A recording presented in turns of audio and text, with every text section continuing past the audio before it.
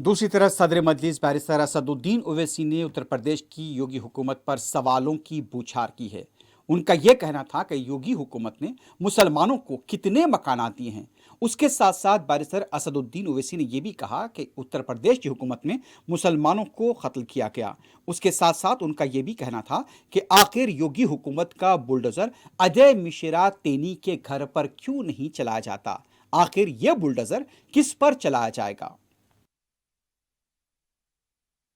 में 22 मुसलमानों की हत्या किसने की, किसने उनके डैमेजेस की नोटिस लगाई? आपकी सरकार ने। आपने मदरसा मॉडर्नाइजेशन की स्कीम में पैसा नहीं दिया जो 40,000 का हिस्सा है, उसमें मैथ्स हिंदी साइंस पढ़ाने का आपने पैसे नहीं दिए। कितने आपने अल्पसंख्यक समाज मुसलमान बच्चियों के लिए आपने स्कूल खोले, बता दो आप। कितने आपने प्रधानमंत्री ग्रामीण आवास योजना आपने सैंक्शन की, एक घर भी आपने नहीं दिया। मैं चैलेंज से कह रहा हूं, माइनॉरिटी फाइनेंस डेवलपमेंट कॉर्पोरेशन आपका एक पैसा उसमें जाता नहीं है। आपने किया क्या और आप कौन सी बात कर रहे हैं? आपका बुलडोजर टेनी पे नहीं चलता। वो कह रहे हैं 10 मार्च के बाद एक बार फिर से बुलडोजर चलेगा। हाँ, तो अभी चलाइए ना टेनी के ऊपर।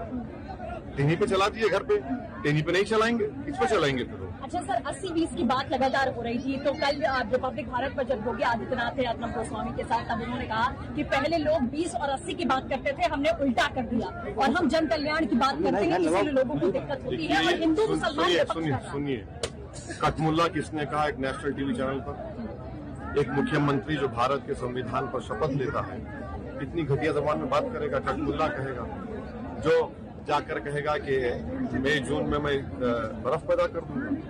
ये जो डॉग विजिल पॉलिटिक्स कहते हैं वो प्रैक्टिस कर रहे हैं बस।